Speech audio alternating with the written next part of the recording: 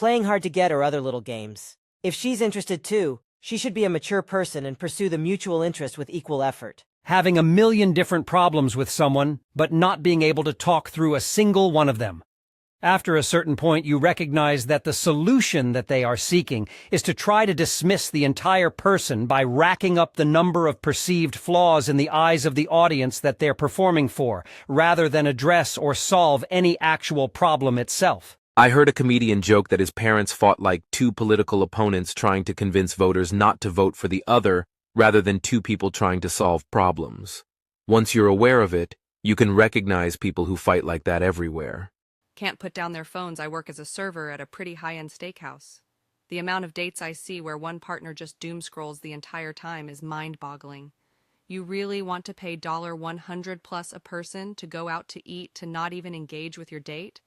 Just get takeout and sit on the couch at home if you want to just check out for a while. Low effort. Low effort. When I feel like I'm always the one reaching out, I'm always the one starting conversations. I'm the one trying to keep things going. I'm the one making plans. I've chatted with women who insist they're interested, but put in no effort. And when I start to ease up and give them space, they rush back wondering why I'm no longer interested. It would be nice to wake up to a good morning text. Or have someone be the one to say, let's do this. Or even if they feel the conversation is starting to hit a stale point, to try and save it. Not place all of that solely on me. When women make things beyond difficult for waiters and waitresses, this is a huge red flag, especially if the waitstaff is doing everything right or to the best of their abilities. This is something I've had to teach my daughter, as her mother has extremely strong self-centered tendencies. Not interacting with shop staff or waiting staff, saying please or thank you, almost throwing cash down on a counter rather than handing it over. My kid, at the age of 15, actually asked, why do I talk to them? I told her because they are people too, and I've worked in retail, and sometimes the difference between a really day and a bearable one is someone treating you like a human being. Clear lacking of emotional regulation. Huge red flag IMO. For instance, 1. Seems to always externalize their own needs rather than self-soothe. It's okay to need someone else to co-regulate, but always underscore. 2. When a woman gets angry and acts in a very reactive or volatile way towards people, then complains or plays victim when hard boundaries get set, or when they get similar behavior in return. When you're treating people badly or actively disrespectful, what exactly kind of treatment are you expecting?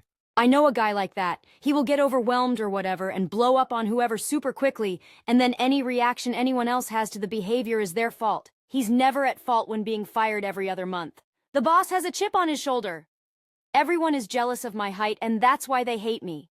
He will fully yell at someone, and within 2 seconds, you will never convince him he did or said anything to them. He will deny to the end of time that he was doing anything other than being extremely polite, even when being escorted off a property. I'm 81 and have been a widow since I was 62, but when I first met my husband, we talked about ideas, current events, politics, etc., as well as books and movies. We listened to music and only watched a little TV. We went out to eat and to see movies. Only occasionally a concert or play. Basically, we spent our time falling in love and being besotted with each other. We stayed in love with each other until the day he died from glioblastoma. That diagnosis was an extremely hard one because it is a death sentence. In 95% of the cases, the person receiving the diagnosis dies within 15 months of receiving it. I still really miss him. Not that there weren't a few bumps in the road, like when living with anyone. But we were simpatico. I had a good marriage with a husband who let me be me, as one of my friends put it. If you can't have that type of marriage, then don't bother because you will be unhappy. Attention-seeking. Looking around constantly to see if other people notice them. Talking louder than the environment to draw attention. This weird fake, notice me energy, I don't even know how to put it into words, but I can feel it from 100 feet away already. Really bad vibrations. I literally just now, as I read this, realized that my ex used to do this all the time, LOL, and he's a guy. I remember he would always say he has these extravagant business trips and has to go to all these different countries and states. And he only ever did it when we were in a public place with a lot of people around us. And he would then pretend to look for something, but I felt like he was looking around to see how many people overheard us and looked at him. I'm cringing so much right now. Married and jokes about divorce. I work with a group of women who constantly talk about how much they hate their husbands. It's annoying to me. I lost my husband unexpectedly at 33, and here they are joking about how they can't wait to be widows like the Golden Girls. And don't get me wrong, I love the GG too. I just can't imagine joking about wanting to be widowed. It's tone deaf for starters. And I don't see the point in being married to someone you speak so poorly of. None of these women are happy, and it shows. Constantly comparing to their exes. A vendor I frequented hired a woman who openly pursued me. She was reasonably attractive and initially seemed put together. Because of my business relationship, I hesitated to engage, and I'm glad I did. She began discussing how much she wanted to punish him, while openly comparing him to me. That was the easiest hard no I've ever issued. The whole being too good for a simple date. I never met the girl and suggested a coffee date. She felt I wasn't putting in enough effort because she's too good for that to be a first date. She wanted me to take her to a nice Italian restaurant. I would totally have taken her to a nice restaurant on a later date. First date needs to be casual and easy to escape.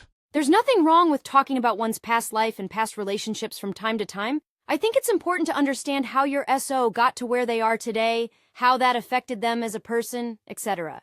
That's not really first date material, though, nor is it something that needs to be a frequent topic of conversation, especially when a couple is spending time with other friends.